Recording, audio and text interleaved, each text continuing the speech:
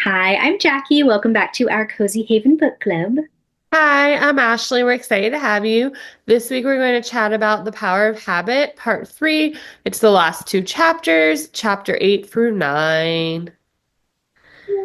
Yay. Finished another book in book club. It was a good one though. I feel like there's so many stories in this book that were just so Yeah, it was good. really good. At first I was like, I guess because I had read the other Habit book, I was just like expecting something more like that and just kind of how that flowed.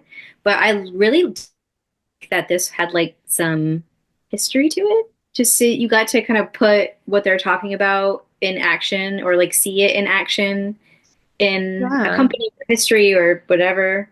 Thought it was interesting. I don't know. I really thought like this chapter 8 was interesting, like how the power of habit like created like helped with a whole movement Yeah. too. Yeah. Yeah. So, chapter eight, one of I think the first thing that they really dive into is talking about Rosa Parks and how she created, the whole movement with her. And I knew kind of what, like, I knew about the story, didn't realize exactly what happened. And so, yeah, they wanted her to move because she was in an area that was like both for black and white people. And she was like, well, there's enough room. Why do I need to move? I'm allowed to sit here. And they were like telling her no, and then arrested her. And then it created a whole movement. And so she was not the first person to ever do that, to, go push back. Like she wasn't like the first person to ever push back, which Yeah. I didn't also realize. But because in the whole chapter is about because of her ties and how close she was with so much of the community in her community. She was like involved with so many different people, black and white, and all sorts of different people. It was a whole like outrage, and they were like, "What do you mean? Rosa Parks is this amazing person, and she helps with everyone, and you're arresting her for?" And then it was like a whole thing, and then it kind of kept Build. whatever building. Yeah. Till the part like it got to like Martin Luther King Jr., which is Yeah, like so interesting. Like, I don't know, it's just the whole like there's like little takeaways, I feel like.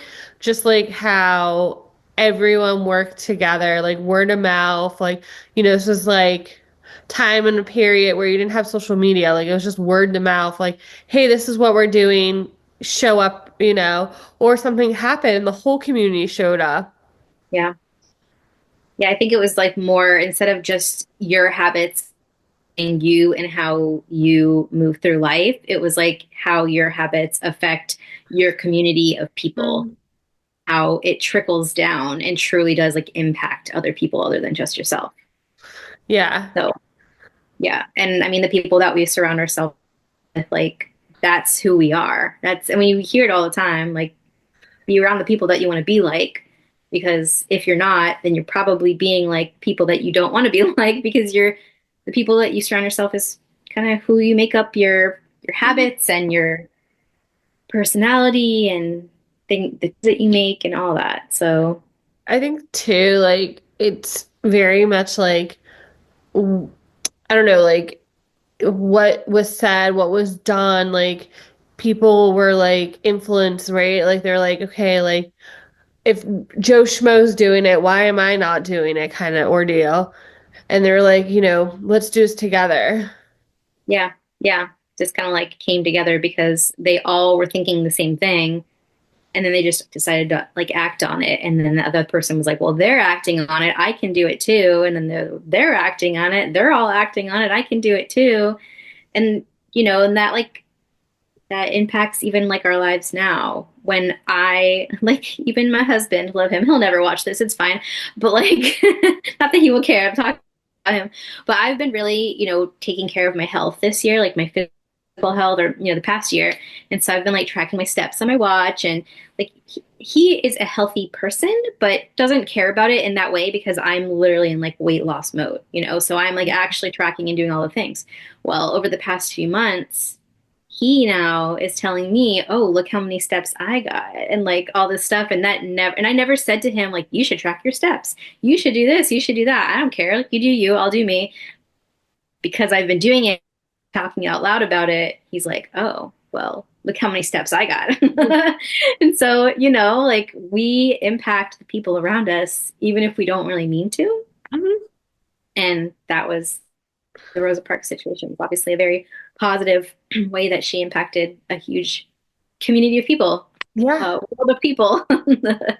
I think too, like her movement, like people took so much away from it and they're how do we do this again if we have to? Yeah. How do we, yeah, in other areas. Yeah. Agreed.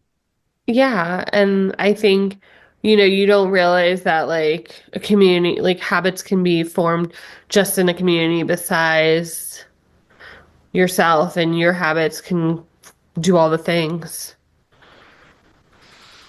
Yeah. And I remember it saying in the book, am I still here? And my internet connection is like terrible right now. But I remember saying that the area that she lived was like very, there was no kind of like there.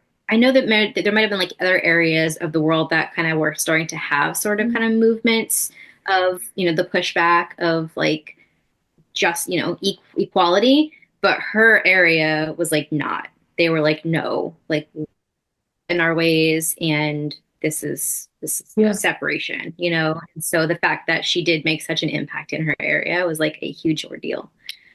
They were talking about like another movement too.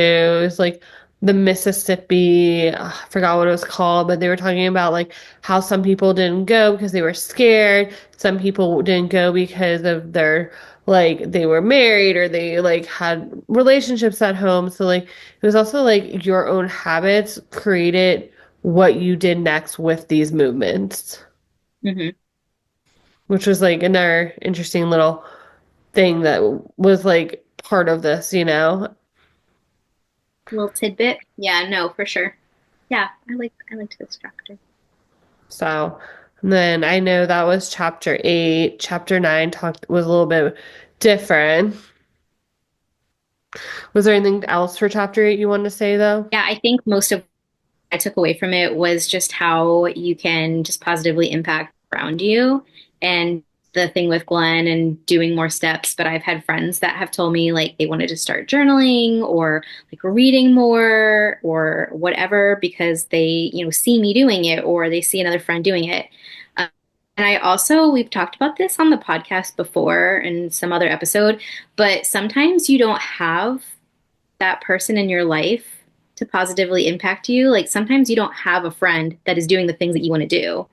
And that's okay too. But there are like Ashley and I follow so many people either on social media or YouTube or whatever that are like almost like mentors, but they don't know us. We just follow them because we want to do the things that they're doing.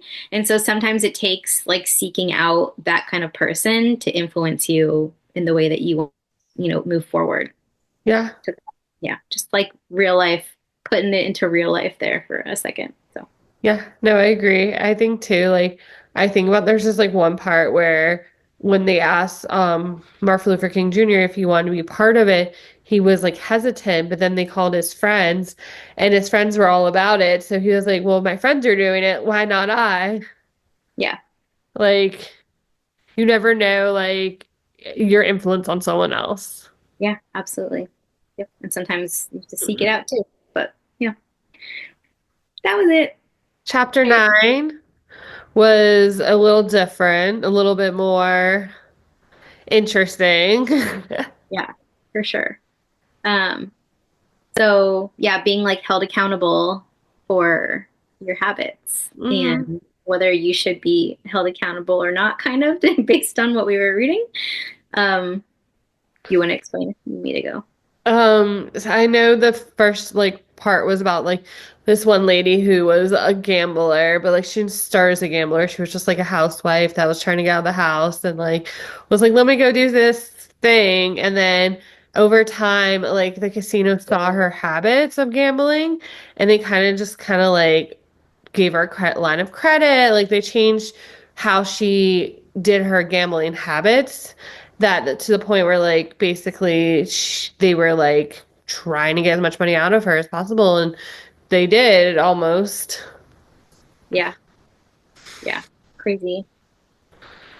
I was listening to something.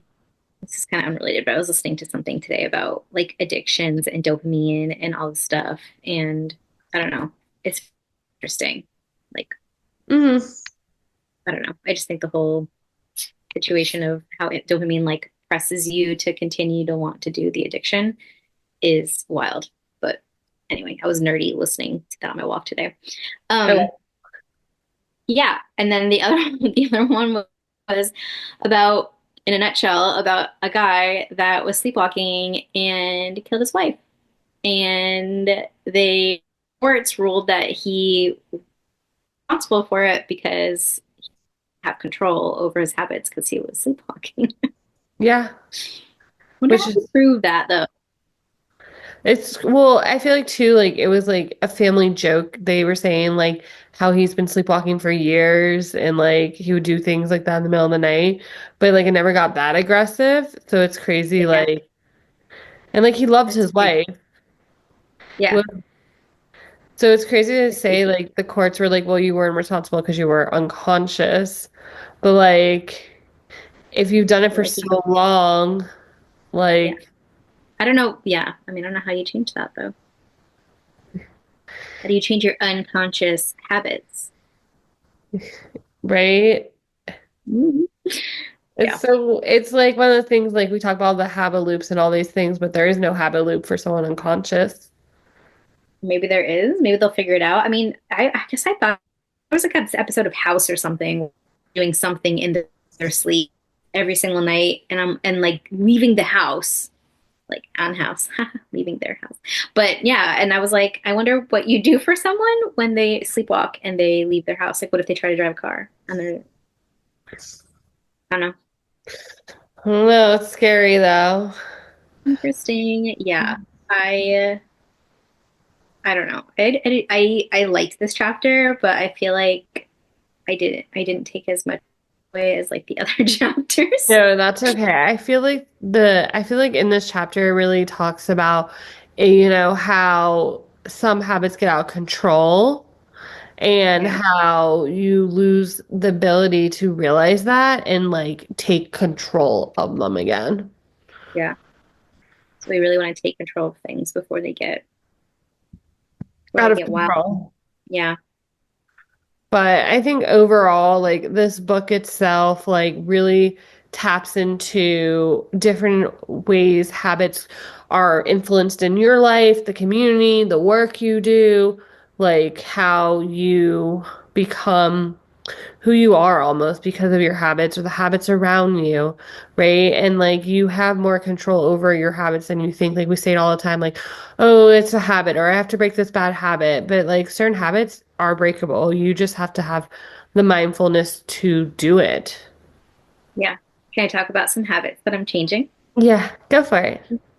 Book club? Because we were talking about this at like I feel like the beginning of book club, and I was like, I'm really thinking about it. So I'm at my mom's, and a lot of what I do here, I feel like is snack.